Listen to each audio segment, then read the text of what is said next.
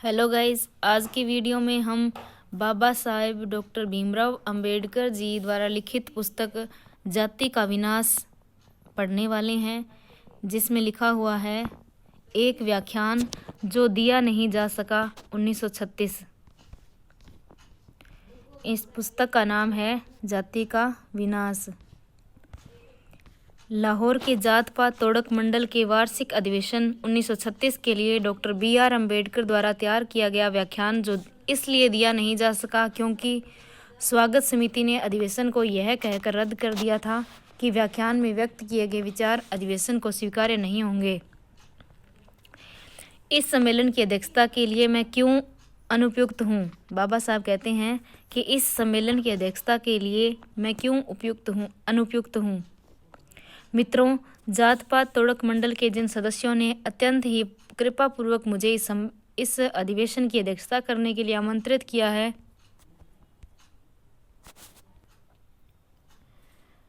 उसके लिए मुझे सचमुच अफसोस है। मुझे यकीन है उन लोगों से मुझे अध्यक्ष चुनने को लेकर अनेक प्रश्न किए जाएंगे। मंडल से पूछा जाएगा कि लाहौर में होने वाले अधिवेशन की अध्यक्षता करने के लिए बम्बई से एक आदमी का आयात क्यों किया गया है। मुझे यकीन है इस अवसर की अध्यक्षता करने के लिए मंडल को आसानी से कोई ऐसा व्यक्ति मिल सकता था जो मुझसे अधिक योग्य हो। मैंने हिंदुओं की आलोचना की है। मैंने महात्मा की सत्ता के आगे भी जिन पर उनकी श्रद्धा प्रश्न चिन्ह लगाए हैं। हिंदू मुझसे घृणा करते हैं, मुझे अपने बगीचे का सांप मानते हैं। निसंदेह राजनीतिक दिमाग वाले हिंदू भी मंडल से जवाब तलब करेंगे कि उसने इस प्रतिष्ठित स्थान के लिए मुझे ही क्यों चुना है। यह बहुत ही साहस का काम है। यदि कुछ राजनीतिक दिमाग वाले हिंदू इसे अपने अपमान के रूप में लें तो मुझे आश्चर्य नहीं होगा। मेरा चयन सामान्य धार्मिक दिमाग के हिंदुओं को भी अच्छा नहीं लग सकता है। मंडल से यह स्पष्ट करने को कहा जाएगा कि उसने अध्यक्ष का चयन करने में शास्त्रीय आदेशों का उल्लंघन क्यों किया है। शास्त्रों के अनुसार ब्राह्मणों को तीनों वर्णों का गुरु नियुक्त किया गया है। वर्णायाम ब्राह्मणों गुरुः, यह शास्त्रीय निर्देश भी है।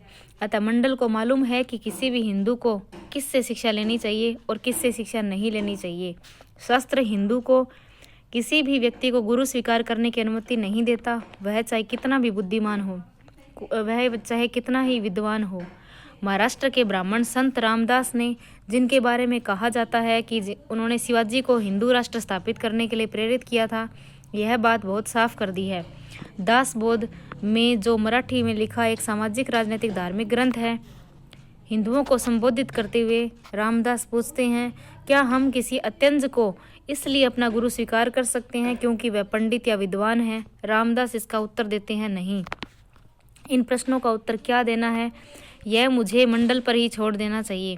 जिन कारणों से अध्यक्ष चुनने के लिए मंडल बम्बई गया था और उसने मेरे जैसे व्यक्ति को, जो हिंदुओं के लिए इतना घृणास्पद है, चुना और इस प्रक्रिया में इतना नीचे गिर गया कि सवर्णों की सभा को संबोधित करने के लिए एक अत्यंत अस्पृश्य को तय किया।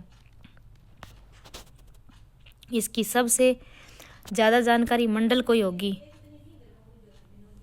अपने संबंध में मैं आपसे यह कहने की अनुमति चाहता हूँ कि मैंने आपके निमंत्रण को अपनी और अपने पूछने से अछूत साथियों की इच्छा के विरुद्ध जाकर स्वीकार किया है।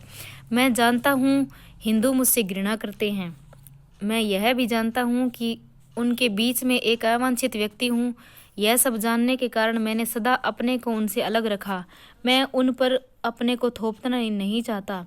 मैं अपने विचारों की अभिव्यक्ति अपने प्लेटफार्म से करता रहा हूँ। इस कारण पहले से ही काफ़ी नाराज़गी और जलन पैदा हो चुकी है। हिंदुओं के प्लेटफार्म पर बैठकर वह काम मैं उनकी आंखों के दायरे में नहीं करना चाहता जो अभी तक उनके कानों के दायरे में करता आया हूँ। यहाँ भी मैं अपनी इच्छा से नहीं, आपने मुझे चुना है इसलिए हूँ। आपका उद्देश्य समाज सुधार है। समाज सुधार एक ऐसा उद्देश्य है जिससे मुझे हमेशा ही लगाव रहा है और मैंने महसूस किया है कि इस उद्देश्य की पूर्ति में सहायक होने के अवसर को ठुकराना नहीं चाहिए। आमतौर से तब जब आप समझते हों कि इस काम में मैं आपकी कुछ सहायता कर सकता हूँ। मैं आज जो कुछ कहने जा रहा हूँ उससे जिस समस्या से आप घिरे हुए हैं उसका समाधान करने में किस तरह की सहायता मिल सकती है, इसका निर्णय आपको करना है। मैं यहाँ जो कुछ कहना चाहता हूँ उसे समस्या के हल के लिए आप कहाँ तक ग्रहण कर सकेंगे, इसका फैसला आपको करना है। मैं सिर्फ यही काम कर सकता हूँ कि आपके सामने इस समस्या पर अपने विचार रखूँ। राजनीतिक सुधार के लिए सामाजिक सुधार क्यों जरूरी है? भारत में समाज सुधार का काम स्वर्गारोहण की तरह अनेक कठिनाइयों से भरा हुआ है। भारत में समाज सुधार के मित्र थोड़े और आलोचक बहुत अधिक है। आलोचकों को स्पष्ट रूप से दो वर्गों में विभाजित किया जा सकता है। एक वर्ग राजनीतिक सुधारकों का है और दूसरा समाजवादियों का। एक समय यह माना जाता था कि सामाजिक कार्यकुशलता के बिना सक्रियता के अन्य सभी विषयों में स्थायी सामाजिक प्रगति असंभव है। कुरीतियों द्वारा की जाने वाली शैतानी के कारण हिंदू समाज में कार्यकुशलता का अभाव है और इन बुराइयों को खत्म करने के लिए अथक प्रयत्न किया जाना चाहिए। इस तथ्य की स्वीकृति के परिणाम स्वरूप ही नेशनल कांग्रेस के जन्म के साथ ही सोशल कॉन्फ्रेंस समाज सुधार सम्मेलन की भी नींव रखी गई। जहां कांग्रेस की चिंता देश की राजनीतिक व्यवस्था के कमजोर पहलुओं को परिभाषित करने की थी, वहीं सोशल कॉन्फ्रेंस हिंदू समाज की सामाजिक व्यवस्था के कमजोर पहलुओं को दूर करने में लगी हुई थी। कुछ समय तक कांग्रेस और कॉन्फ्रेंस दोनों एक ही साझा क्रम के दो डेनों की तरह काम करते रहे और उनका वार्षिक अधिवेशन एक ही पंडाल में होता रहा, लेकिन जल्द ही दोनों डेनों ने दो पार्टियों का रूप ले लिया। पहली राजनीतिक सुधार पार्टी और दूसरी सामाजिक सुधार पार्टी, और दोनों के बीच में भयावह विवाद होने लगा। इस तरह दोनों पार्टियां एक दूसरे के विरोधी शिविरों में ढल गई। विवाद का विषय यह था कि क्या सामाजिक सुधार राजनीतिक सुधार के पहले होना चाहिए। 10 साल तक दोनों पक्षों की ताकत बराबर बनी रही और इस लड़ाई में किसी एक पक्ष की जीत नहीं हुई, लेकिन यह साफ दिखाई पड़ता था कि सोशल कॉन्फ्रेंस तेजी से कमजोर हो रही है। सोशल कॉन्फ्रेंस के सत्रों की अध्यक्षता करने वाले महान भाव शोक प्रकट करने लगे कि अधिकांश शिक्षित हिंदू राजनीतिक सुधार तो चाहते हैं लेकिन सामाजिक सुधार के प्रति उदासीन है, और कांग्रेस के अधिवेशन में आने वाले लोगों की संख्या ज़्यादा होती थी तथा जो नहीं आए वह कांग्रेस से जिनका लगाव था उनकी संख्या और भी ज़्यादा होती थी, जबकि सोशल कॉन्फ्रेंस में उपस्थित होने वाले लोगों की संख्या बहुत ही कम थी। सोशल कॉन्फ्रेंस के प्रति इस उदासीनता उसमें उपस्थित होने वालों की संख्या के क्षीण होते जाना का अगला कदम था। राजनेताओं का विरोध भाव जो छिपा नहीं रहता था। जिस उदारता से कांग्रेस सोशल कॉन्फ्रेंस को अपने पंडाल का इस्तेमाल करने देती थी, वह स्वर्गीय श्री तिलक के नेतृत्व में होने वाले प्रयासों के फलस्वरूप वापस ले ली गई, और परस्पर शत्रुता की भावना इतनी तीव्र हो गई कि जब सोशल कॉन्फ्रेंस ने अपना पंडाल अलग बनाना चाहा तब विरोधियों ने उसे जला देने की धमकी दे दी। इस तरह थोड़े ही समय में राजनीतिक सुधारों का पक्ष लेने वाली पार्टी विजयी हुई और सोशल कॉन्फ्रेंस गायब होते हुए विस्मृति का शिकार हो गई। 1892 में इलाहाबाद में आयोजित कांग्रेस के 8वें अधिवेशन की अध्यक्षता के रूप में श्री W.C. बनर्जी का व्याख्यान सोशल कॉन्फ्रेंस के अंतिम संस्कार के मौके पर दिए जाने वाले वक्तव्य की तरह प्रतीत होता है और कांग्रेस के ठेठ नजरिए का इतना सशक्त प्रतिनिधित्व करता है कि मैं उनका निम्नलिखित अंश उद्धृत करने की दृष्टता करता हूँ। श्री बनर्जी कहते हैं, कम से कम मैं उन लोगों से सहमत नहीं हूँ जो कहते हैं कि जब तक हम अपनी सामाजिक व्यवस्था को सुधार नहीं लेते तब तक हम राजनीतिक सुधार के योग्य नहीं हैं। मुझे इन दोनों के बीच में कोई संबंध नहीं दिखाई देता। क्या हम राजनीतिक सुधार के योग्य इसलिए नहीं हैं क्योंकि हमारी विधवाओं का पुनर्विवाह नहीं होता और हमारी लड़कियों की शादी दूसरे देशों की तुलना में कम उम्र में ही कर दी जाती है, क्योंकि हमारी पत्नियां और पुत्रियां हमारे साथ गाड़ी में बैठकर हमारे मित्रों से मिलने नहीं जाती, और क्योंकि हम अपनी बेटियों को ऑक्सफोर्ड और कैम्ब्रिज में पढ़ने के लिए नहीं भेजते। श्रोताओं द्वारा हर्ष ध्वनित। मैंने राजनीतिक सुधार के पक्ष में श्री बनर्जी का तर्क प्रस्तुत किया है। ऐसे बहुत लोग थे जो यह देखकर खुश थे कि जीत कांग्रेस की हुई है, लेकिन सामाजिक सुधार में जिनका विश्वास है वे प्रश्न कर सकते हैं, श्री बनर्जी ने जो तर्क दिया है क्या वह अंतिम है? क्या यह साबित होता है कि जिनकी जीत हुई है उनका पक्ष सही था? क्या यह तर्क अंतिम रूप से इस बात को साबित कर देता है कि राजनीतिक सुधारों के लिए सामाजिक सुधार की कोई अहमियत नहीं? यदि मैं मामले का दूसरा पहलू प्रस्तुत करूं, तो इससे मामले को समझने में सहायता मिलेगी। मैं अपने तथ्य का उस सलूक से ग्रहण करना चाहूँगा जो कि अछूतों के साथ किया जाता है। मराठों के देश में पेशवाओं के शासनकाल में अछूत को उस सड़क पर चलने की अनुमति नहीं थी जिस पर कोई सवर्ण हिंदू चल रहा हो, ताकि उनकी छाया भी पड़ने से हिंदू अपवित्र न हो जाए। उसके लिए आदेश था कि वह एक चिन्ह या निशानी के तौर पर अपनी कलाई में या गले में काला धागा बांधे रखे, ताकि कोई हिंदू गलती से उसके छू जाने पर अपवित्र न हो जाए। पेशवाओं की राजधानी पूना में अछूत के लिए यह आदेश था कि वह कमर में झाड़ू बांधकर चले, ताकि वह जिस जमीन पर पैर रखें वह उसकी पीठ से बंदी झाड़ू से साफ हो जाए, ताकि उस जमीन पर पैर रखने से कोई हिंदू अपवित्र न हो जाए। पूना में अछूत के लिए जरूरी था कि वह जहाँ भी जाए अपने गले में मिट्टी की हांडी बांधकर चले, और जब थूकना हो तो उसी में थूके, ताकि जमीन पर पड़ी हुई अछूत की थूक पर अनजाने में किसी हिंदू का पैर पड़ जाने से वह अपवित्र न हो जाए। मैं कुछ हाल की घटनाएं लेता हूँ। बाबा साहब कहते हैं कि मैं कुछ हाल की घटनाएं लेता हूँ। बलाई जाति जो मध्य भारत की एक अस्पृश्य जाति है के लोगों पर हिंदुओं ने जो कहर ढाया है, उसकी चर्चा से मेरी बात साफ हो जाएगी। आप इसकी एक रिपोर्ट 4 जनवरी 1928 के टाइम्स ऑफ इंडिया में पाएंगे।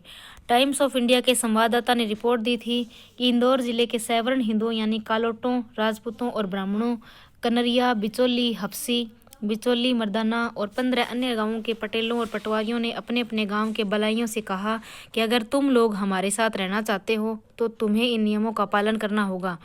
बलाई ऐसी पगड़ी नहीं पहनेंगे जिसकी किनारी में सोने का लेस लगाओ। वे रंगीन या फैंसी किनारे वाली धोती नहीं पहनेंगे। अगर किसी हिंदू के घर में मृत्यु हो जाती है तो उसके रिश्तेदारों तक यह खबर पहुंचाने के लिए उन्हें जाना होगा, वे रिश्तेदार चाहे जितनी भी दूर रहते हों। हिंदुओं के सभी विवाहों में बलाई बारात के आगे आगे और विवाह के दौरान बाजा बजाएंगे। बलाई औरतें सोने या चांदी के गहने नहीं पहनेंगी। वे फैंसी गाउन या जैकेट नहीं पहनेंगी। बलाई औरतें हिंदू महिलाओं की प्रसव के समय मौजूद रहेंगी।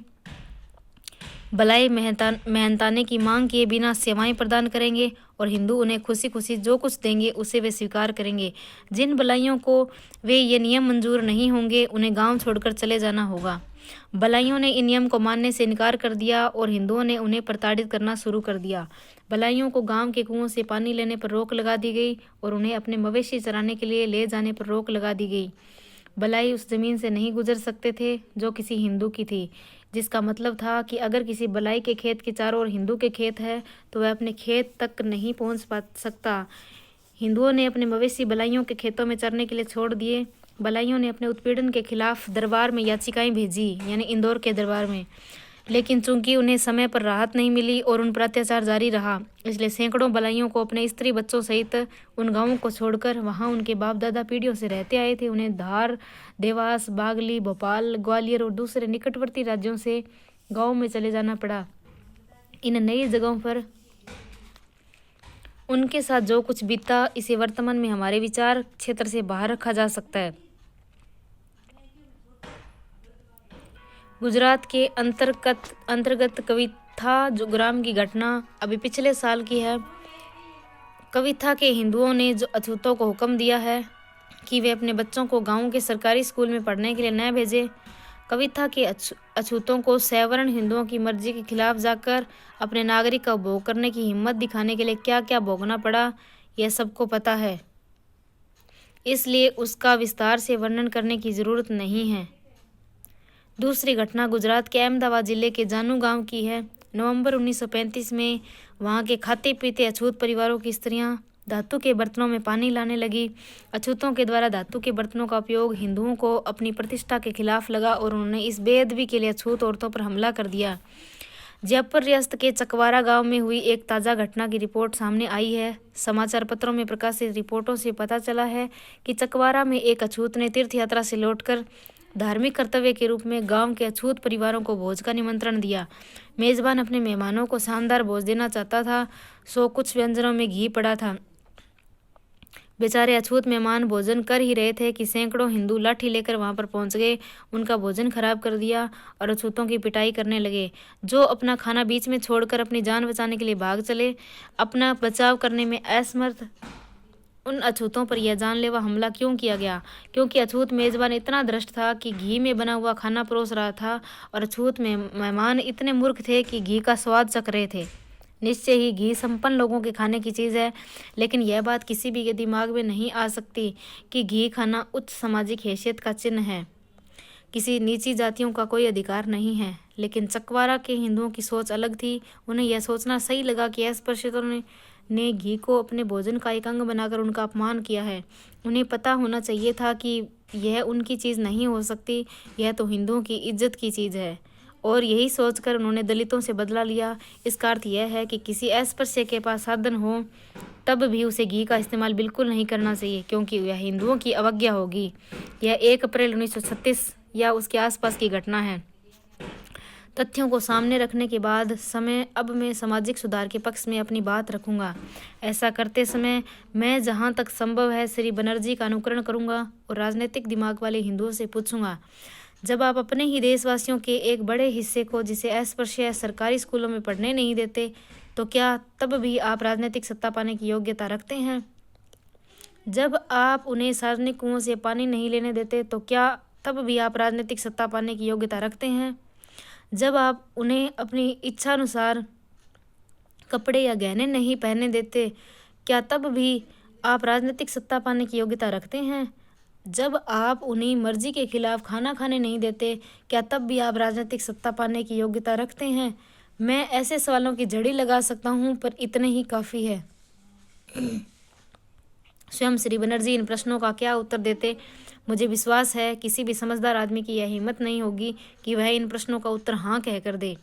कांग्रेस का हर सदस्य जो मिल के इस सिद्धांत को दोहराता है कि कोई भी देश इसके लिए उपयुक्त नहीं है कि वह किसी अन्य देश पर शासन कर सके, उसे स्वीकार करना होगा कि कोई भी वर्ग उसके लिए उपयुक्त नहीं है कि वह दूसरे वर्ग पर शासन कर सके।